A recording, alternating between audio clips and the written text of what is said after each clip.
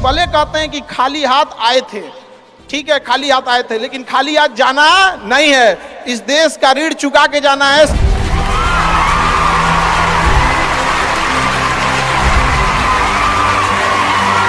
हमेशा याद रखिएगा, अकल बादाम खाने से नहीं ठोकर खाने से आती है। हमने इतिहास से यह सीखा है कि इतिहास से कोई कुछ नहीं सीखता।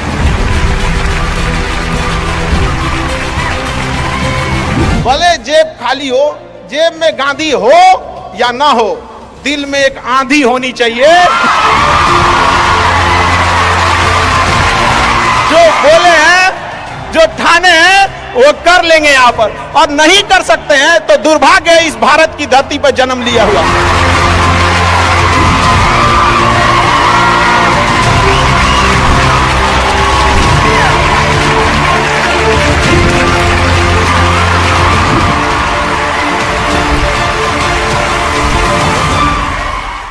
भारत में एंटरप्रेन्योर इतने बड़े संख्या में आ रहे हैं और काफी खुशी हुई इस चीज को देखकर कि भारत चेंजिंग की ओर जा रहा है अब अपने ओर।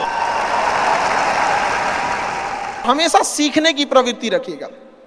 और आज के टाइम पे बाप रे, एक बहुत बड़ी समस्या ना कि दूसरे से प्रति जलन जरतुआही समझते हैं हम लोग, बिहार का ठेठ भाषा है। पता नहीं आप लोग समझते हैं कि नहीं समझ। मतलब कौन कितना खुश है, मतलब उसका पड़ोसी जितना दुखी है वो उतना खुश है। ये सब चीजों से थोड़ा आज के समय में अपने आप को थोड़ा बचा के रखने की कोशिश कीजिएगा लोग, क्योंकि किसी के जलन वगैरह से नहीं होता। अक्सर देखिएगा ना, अब चूंकि ये एंटरप्रेन्योर है, बिजनेस का चीज है, तो एक छोटा सा देखिएगा ना, गांव में किसी के पास समोसा का दुकान चल जाता तो उसके बगल में एक और समोसे खोल देता है। अरे आप बहुत सारी चीजें हो सकती हैं। आप डिसीजन आप कभी भी किसी और के मर्जी से इन्फ्लुएंस होके लीजिएगा, वो कभी डिसीजन सही नहीं होगा। डिसीजन आपका अपना होना चाहिए, आप क्या कर सकते हैं। और ये जिस दिन आप पहचान गए, उस दिन समझिए आधा काम आप अपने से कर दिए यहाँ पर। और वो सबके अंदर कुछ ना कुछ है, ऐसा नहीं है कि ऊपर वाला आपको खाली हाथ भेजा, सबके अंदर कुछ ना कुछ है। और ये लोग भले कहते हैं कि खाली हाथ आए थे, ठीक है खाली हाथ आए थे, लेकिन खाली हाथ जाना नहीं है। इस देश का ऋण चुका के जाना है, समाज को कुछ दे के जाना है, एक अच्छे सिद्धांत, अच्छे कर्म को दे के जाना है। क्या कोई कह सकता है कि अब्दुल कलाम खाली हाथ गए थे? नहीं खाली हाथ गए थे। विवेकानंद खाली हाथ गए थे? अंबेडकर साहब खाली हाथ गए? नहीं गए। तो इस देश में हम खाली हाथ जरूर आए थे, लेकिन इस देश का कर्ज उतारना है, खाली हाथ लौटना नहीं है। कुछ ऐसे सिद्धांत अपने साथ है, कुछ अपने पीछे कुछ यादें छोड़ के जाना है, जिससे कि दुनिया याद कर सके हम लोग को। और हमेशा चीजों में ना अपनी ईमानदारी करिएगा। आप कितना ईमानदारी से काम करते हैं, कितना लगन से काम करते हैं, सफलता इसी चीज पे डिपेंड करती है। बाकी ऐसे चीजें कि भाई ये करना चाहिए, बस आप कितना समय दिए हैं किसी चीज को, कितनी ईमानदारी से किए हैं, ये मायने रखता है आपको। आप किसी चीज को समय नहीं दीजिएगा, कभी सफल नहीं हो सकते हैं। और एंटरप्रेन्योर और बिजनेस, इस सब के चीज़ों में एक चीज़ बहुत बड़ी डिलेमा होती है ना, कि सोचते बड़ी ज़्यादा हैं लोग, प्लानिंग बहुत करते हैं। 6 महीना से उसका प्लानिंग चल रहा है। अरे भाई 6 महीना में कमवा शुरू किए रहते तो कुछ एक्सपीरियंस हो गया रहता, कुछ ठोकरें लगी होती, शुरू कर दो जाए जैसे करना है। यहाँ पर ऐसा थोड़ी हो सकता है कि एकदम फिनिश होकर काम करे। हर चीज, जमीन से कभी पेड़ नहीं निकल सकता है, पौधा ही निकलेगा। आज सीखिए, क्योंकि अगर कल कोई शुरू करता है आपके बाद, तो आपके पास उससे 1 दिन का एक्स्ट्रा एक्सपीरियंस रहेगा। और हमेशा याद रखिएगा, अकल बादाम खाने से नहीं ठोकर खाने से आती है। जितना ज्यादा आप ठोकर खाएंगे उतने ज्यादा अकल आने वाली है। दुनिया का कोई इंसान जो सफल है कह दे कि हमको ठोकर नहीं लगा है, या कोई कह दे कि हम एक ही बार में यहाँ आए हैं, कभी नहीं आ सकते हैं। यहाँ पर स्टार्टिंग कीजिए, यहाँ पे ज्यादा प्लानिंग व्लानिंग के चक्कर में नहीं रहे। कितना अच्छा आप प्लानिंग करके आइएगा ना कुछ चीजें गड़बड़ होंगी, क्योंकि किताबी नॉलेज, ये मोटिवेशन, ये सब चीजें, ये एक अलग चीज है। धरातल पे उतर के जाइएगा ना तो अलग चीज है यहाँ पर, और कभी बिहार में आके देखिएगा तो एकदम में अलग मिलेगा। कितना ठोकर लगा है ये बहुत मायने रखता है, क्योंकि ठोकर नहीं लगेगा ना, जिस पत्थर पे चोट नहीं पड़ती वो कभी मूर्त नहीं बनता है। तो इसलिए जितना आपको चोट लग रहा है तो ये आपके लिए अच्छी बात है, क्योंकि बड़े बड़े लोगों की जिंदगी में मुसीबत आती है, वो मुसीबत ही आती है बड़े जिन लोगों के लिए, क्योंकि फिल्म में जो सबसे टफ रोल होता है ना, वो बढ़िया हीरो के कंधे पे दिया जाता है। तो ये पृथ्वी पे भी ना ऊपर वाले को पता है कि ये बढ़िया हीरो है, इसको थोड़ा सा हम रोल देते हैं बढ़िया। तो बड़ी जिम्मेदारी देने से पहले ऊपर वाला भी ना आपको टेस्ट करता है, टेस्ट करके ही देखेगा कि नहीं करेगा। हम लोग छोटा सा कोई सामान खरीदते हैं तो उसको ठोक बजा के चेक करते हैं कि सह लेगा कि नहीं सह लेगा। एक छोटा सा बर्तन कोई खरीदने जाता है तो पटक के दिखाता है, देखिए मजबूत है। तो ऊपर वाला भी जब आपको बहुत बड़ा जिम्मेदारी देने वाला होता है ना, तो पहले सोचता है कि इसका थोड़ा सा टेस्ट कर ले। बहुत लोग टेस्टे में भाग जाते हैं, ए भगवान हमरा काहे लिए तुम मुसीबत लाया। यार जब ऊपर वाला तुमको खुशी दिया था तो थैंक यू कहना भूल गए थे, और जब मुसीबत दिया चेक करने के लिए तो परेशान हो गए। यहाँ पर इस चीजों से घबराना नहीं चाहिए किसी को। जिसके जिसके जीवन में कठिनाई आ रही है, आप समझिए कि आप एक सही रास्ते पे जा रहे हैं, क्योंकि वही रास्ता सफलता का है। और अगर आपके जीवन में कठिनाई नहीं आ रही है, आप गलत रास्ते पे हैं, क्योंकि सफलता का रास्ता बहुत कठिन होता है। और अभी डिजिटल इंडिया है, सबके हाथ में मोबाइल हो गया है। एक चीज अगर आप बहुत आगे बढ़ेंगे ना, तो एक प्रॉब्लम फेस करेंगे। बिना मतलब लोग आपके ऊपर उंगलियां उठाने लगेंगे, बिना मतलब, जिनको कोई मतलब नहीं। आप देखिएगा तो मतलब अजीब लगेगा। इस सब चीजों से कभी मत घबराइएगा। ये कॉस्ट होगी, आपको चुकानी पड़ेगी जब आप बहुत आगे जाएंगे। तो आप लोग बहुत आगे जाएंगे तो पहले से माइंड मेकअप करके रखिएगा। कुछ लोग होंगे जो बिना मतलब आपसे सवाल पूछेंगे, इन लोग को कभी इंटरटेन मत कीजिएगा, क्योंकि अब भाषा थोड़ी हार्ड हो जाएगी, लेकिन एक हार्ड हो जाएगा तो हो जाएगा। बस भाषा, भाव को समझिएगा, भाषा का नहीं। कि कुत्तों की रेस में दौड़ने से घाटा यह है कि जीतने के बाद भी कुत्ता ही कहलाएगा आदमी। एक बार एक रेस में ना कुछ कुत्तों को दौड़ाया गया, बीच में शेर बांधा गया कि कौन तेज दौड़ता है। शेर दौड़ा ही नहीं, कहा कि जीत के भी क्या फायदा, जीतने के बाद वो कुत्ता कहलाएगा। समझा? तो जब आप आगे बढ़ेंगे ना, तो ये कॉस्ट है, समझिएगा इस चीज को। पहले ये कम था, क्योंकि पहले लोगों के पास में हाथ मोबाइल वोबाइल कुछ नहीं था, मतलब काना फूसी में रह जाता था। लेकिन अब ये बहुत बड़े पैमाने पे हो गया। तो ये सब चीजों से बचिएगा, और ये आएगा आपके साथ में लाइफ में ये चीजें। जैसे हम आपको छोटा सा मतलब व्यवहारिक चीज पे बताते हैं। जब बहुत आगे जाएंगे ना, तो कुछ कहेंगे अरे इसका प्रोडक्ट खराब है, इसका ये चीज, मतलब कुछ ना कुछ बोलेंगे। उसको बस ऐसे समझिएगा कि जब आप बढ़ते हैं तो आपके चेहरे पे कभी कभी कुछ दाने निकल जाते हैं, उसको छेड़ा नहीं जाता है। 10 दिन 15 दिन बाद वो खत्म हो जाता है, फिर दिखता तो है तो आपका चेहरा ही दिखता है। और ज्यादा खखोरेंगे ना तो उधर के बर्बाद कर देगा आपको। हम निकला है छोड़ दीजिएगा उसको।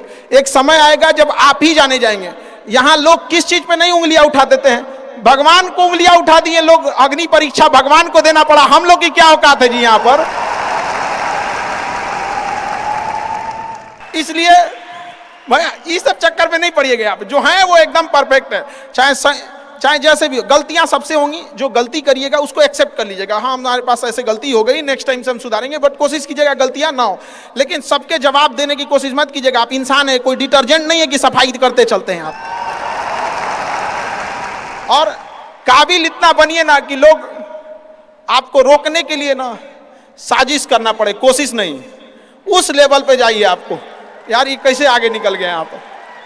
आएंगी चीजों को हम लोग भी फेस किए हैं, आप लोग भी फेस करना होंगे। यहाँ पे शुरुआत में सबको कॉस्ट चुकानी पड़ती है। और ना लोग कहते हैं कि सबके अंदर कोई यूनिक क्वालिटी होती है। इसको पहचानने का एक तरीका होता है। जब आप मुसीबत में फंसेंगे ना, तो वही काम कीजिएगा जो आपको सबसे अच्छा आता है, सबसे अच्छा आता है। आप मुसीबत में फंसेंगे। हम लोग जब इंटर पास किए थे तो हम लोग के सामने भी फाइनल क्राइसिस आया था। सबसे पहले वेल्डिंग मारना चालू किया था आदमी की, बिना किसी काम का किसी दुकान पे बैठ के वेल्डिंग मारते रहो। अरे सही भी मारते थे तो 4 को चीज सुना देता था। यार ऐसे नहीं, ऐसे होता है, क्या बात करते हैं। बढ़िया मारते थे और वही सुन लेता था आदमी यहाँ पे। फिर धीरे धीरे किसी को पढ़ाना धीरे धीरे चालू किया आदमी। कुछ दोस्तों ने कहा कि भाई तुम पढ़ाओ, ठीक पढ़ाता है, तो आदमी उधर चला गया। तो आपको भी पता है कि आप किस चीज में अच्छे हैं। तो धीरे धीरे अपने आप के अंदर वो पहचानिए, उसको सुधारने की कोशिश कीजिए और इधर उधर ज्यादा ध्यान नहीं दीजिए। मुसीबत आए तो अपने आप को एक बार थपथपाइएगा कि हाँ आप उस इलीट क्लास में हैं जिसके सामने मुसीबत आई है। और एक समय आएगा कि जब आप इस मुसीबत को पार कर जाएंगे, और एक समय आएगा कि जब यहाँ आके आप अभी अपनी संघर्ष की कहानी बताएंगे कि हम भी ऐसा थे। और हम आप सबसे यही उम्मीद करते हैं कि भगवान से भी हाथ जोड़ के यही दुआ मांगते हैं कि जितने लोग हैं देश के, सबको एक दिन अपनी कहानी सुनानी पड़े, क्योंकि यह देश वीरों की धरती है, वीरांगनाओं की धरती है। यहाँ पर हर बच्चा यहाँ का फौलाद है अपने आप में यहाँ पर। तो ये वक्त है अब ऋण चुकाने का।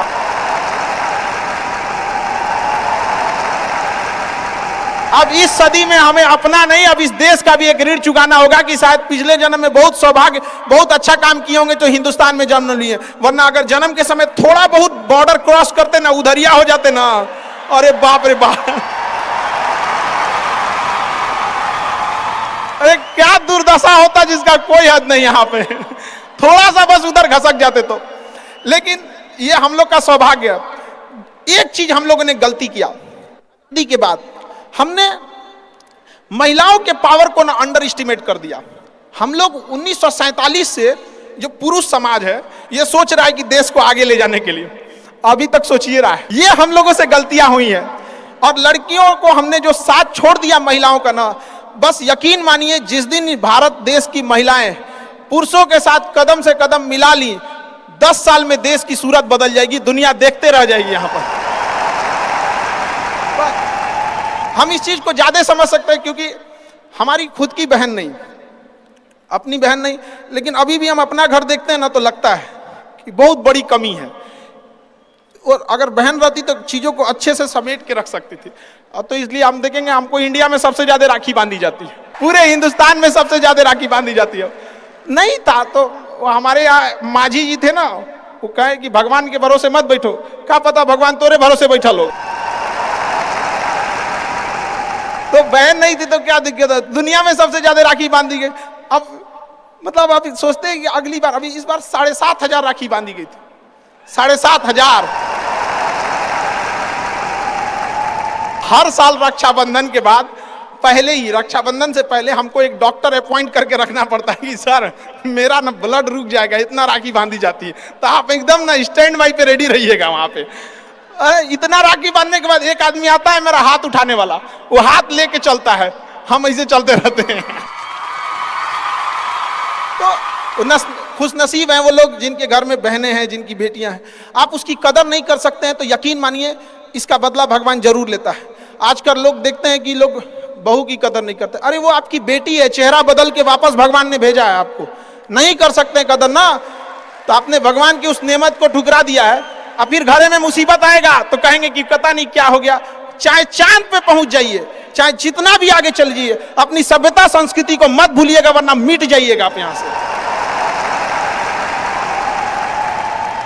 यूनान मिस्र रूमा सब लुट गए जहां से, लेकिन मगर है बाकी नामो निशा हमारा। कुछ बात है कि हस्ती मिटती नहीं हमारी, सदियों रहा है दुश्मन दौरे जहां हमारा। भारत को मिटाने की कोशिश की गई, मिटा कभी नहीं। इसलिए याद रखिएगा अपनी संस्कृति को नहीं भूलना है। और हमसे गौरवपूर्ण संस्कृति पूरे भारत, पूरे विश्व में किसकी है यहाँ पर। तो ये चीजों को थोड़ा सा आप लोग को ध्यान में रखना है और आपस में मिलजुल के एक देश वाली भावना लेके चलना है कि हम सबको मिलकर अब देश को अपना उस पुराना जो गौरव मिला था उसको वापस लौटाना है। और आप लोग आगे बढ़ेंगे, युवाओं में है, अब जिधर युवा चलते हैं उधर ही सब कुछ चल देता है। यहाँ पर तलवारों के साए पर इतिहास हमारा बनता है, जिस ओर जवानी चलती है उस ओर जमाना चलता है। आप युवा लोग हैं, आपको किसी कौन रोक सकता है यहाँ पे। मैं दरिया हूं, अपना हुनर जानता हूं, जिधर से भी गुजरूंगा अपना रास्ता बना लूंगा।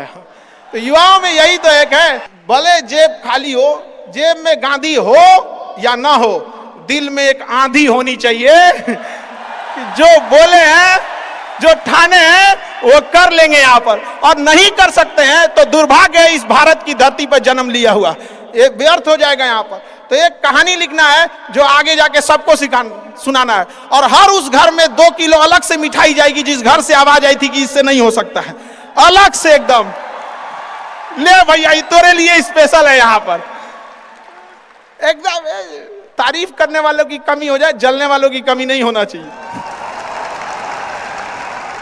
एकदम मिसाल बनिए। आप सब लोग को, हमारा आप सब लोग को ढेर सारा शुभकामनाएं, दुआएं। आपके ठोकरें आएंगी, लगेंगी ठोकरें, उसी को ठोकर लगती है ना जो चलता है, जो सुतल है बेड पे, ओकरा कौन ची का ठोकर लगने वाला है। और ठोकर नहीं लगेगी तो नहीं आगे बढ़ सकते हैं। कामचोरों से तो इंडिया परेशान है, जो कुछ नहीं करता वो भी संडे को आराम करता है। अरे तेरे लिए कौन सी का संडे यार, काम बस ईमानदारी से कीजिए। हम लॉकडाउन का एक छोटा सा एग्जांपल देते हैं। हमारे यहाँ एक लेबर था, जो नहीं काम करते हैं लेबर लोग, उनकी बहुत दुर्दशा हो गई लॉकडाउन में। रियल में एक्चुअली उनके साथ प्रॉब्लम क्या है ना, they don't have backup money. वो डेली कमाने वाले हैं, डेली खाने वाले हैं। उनका अगर 10 दिन का दिहाड़ी बंद हो गया ना तो उनके लिए बहुत दिक्कत आ जाती है। और लॉकडाउन में बेचारों के साथ क्या हो गया, अब इतनी पॉपुलेशन है, गवर्नमेंट भी कितना को देख सकती है, एक लिमिटेशन है वहां पर। तो उसके साथ बहुत दिक्कत आ गया। तो हमसे बेचारे, हम भी लॉकडाउन में खाली बैठे थे, तो हमसे बोले कि देखिए एक तो काम नहीं मिलता है, मिलता है तो हम लोग को महीना में 20 दिन मिलेगा, 22 दिन मिलेगा, हम लोग के पास बैकअप नहीं होता है। तो उसको हमने एक छोटा सा बात बोला कि भाई देखो, एक काम बस मेरा 1 महीना करके देखना, नहीं अच्छा लगे तो छोड़ देना। काम पे जाते कितने हो, तो बताया कि 8 बजे जाते हैं। अलग अलग शहर में वो काम करने वाले मजदूर जो आते हैं, मिस्त्री, उनका टाइमिंग अलग अलग हो सकता है। हमारे यहाँ 8 बजे आते हैं लोग, और फिर दोपहर में लंच करते हैं, शाम में 4-5 बजे 5 बजे चले जाते हैं। तो कहे 8 बजे के काम में आप कितने बजे जाते हो? कहा कि सर वही पहुँचते पहुँचते 7:15 हो जाता है, खैनी उनी बनाते बनाते चाय पीते 8:30 हो जाता है। हम कहे एक बात बताओ, ये आधा घंटा तुम किस में काटे? तो कहा कि जहां काम करने गए ना उनके में से। हम कहे नहीं, यही इस गड़बड़ है। आप अपनी जिम्मेदारी में से आधा घंटा काट लिए थे, आप वहां 15 मिनट पहले पहुंच के देखो। तो कहे आई क्या बोलते हैं मास्टर, पगला गए हैं एकदम। हम भाई देख तुम 1 महीना काम करके देखो, बस तुम वहां 15 मिनट पहले पहुंच के देखो। वो इंसान 15 मिनट पहले पहुंच जाता था, 5 मिनट पहले ही काम चालू कर देता था, बाकियों के आने से पहले। लंच पे जाते थे तो जब सब चले जाते थे 1-8 मिनट लेट से लंच जाते थे, कुछ नहीं होने वाला है। 1-8 मिनट लंच के खत्म होने से पहले ही चले आते थे। बाकी लंच खत्म हो गया 10 मिनट बाद आ रहा है, वो लंच खत्म होने से 1-8 मिनट पहले ही चले आते थे। जब सारे लोग 5 बजे चले जाते थे तो 5:05 पे जाते हैं। तो हमसे कहें कि खान सर ये आप बता रहे हैं नहीं, बहुत उटपटांग बात बता रहे हैं आप। हम भैया 1 महीना काम कर लो, हाथ जोड़ लेते हैं। आज के टाइम पे जब वो 1 महीना काम किया, 10 दिन के अंदर लोगों को हो गया कि यार कितना ईमानदारी से काम करता है। आज उसको फोन से लोग बोलते हैं कि भाई मिस्त्री खाली हो, फोन से बोलते हैं। और लोग क्या कहते हैं पता है, इसको काम दे देंगे ना तो टेंशन नहीं है, टेंशन नहीं है, काम वही है। आप दुनिया में कुछ भी कीजिए, बशर्ते क्या कीजिए, ईमानदारी से। और आपके यहाँ जो काम करने आ रहा है ना, प्लीज उसका भी आप लोग, मतलब जो भी आप लोग एंटरप्रेन्योर है तो आपके अंडर में भी लोग काम करेंगे, उसका भी ध्यान रखिएगा एक परिवार की तरह। ये नहीं कि उसका भी रोक रख के सैलरी रख ले 2 महीना 3 महीने का, और उसके बाद कहेंगे कि चौपट काय हो रहे हैं। ऊपर वाले की लाठी में आवाज नहीं होता, इस चीज को हमेशा याद रखिएगा। देखिए जैसे बड़ी कंपनी, याद रखिएगा, बड़ी कंपनी कस्टमर तक डायरेक्ट नहीं पहुंचती है, बीच में एक डिस्ट्रीब्यूटर रखती है, डायरेक्ट कस्टमर को सामान नहीं बेचती है। अगर किसी बिस्किट कंपनी को, तो सोचिएगा बिस्किट डायरेक्ट नहीं देगी, बीच में क्या रखती है, डिस्ट्रीब्यूटर रखती है। उसी तरह ऊपर वाला भी ना सबको हाथ में डायरेक्ट पैसा नहीं देता है, बीच में एक डिस्ट्रीब्यूटर रखता है। हो सकता है आप एंटरप्रेन्योर वही डिस्ट्रीब्यूटर है, आपके माध्यम से गरीबों का चूल्हा जलता है, आप मत मारिएगा। आप प्लीज उन गरीबों का हक मत मारिएगा। नहीं तो बड़ी कंपनी को दिख जाता है कि ये डिस्ट्रीब्यूटर ठीक नहीं है तो उस डिस्ट्रीब्यूटर को चेंज कर देता है। अगर गरीबों का हक मारेंगे और ऊपर वाले को नजर पड़ गया कि ये डिस्ट्रीब्यूटर ठीक नहीं है तो साइड कर देगा, और फिर कहेंगे कि अब हमारा बिजनेस चौपट हो गया। अरे बाबू तुम खुद चौपट किया आपने।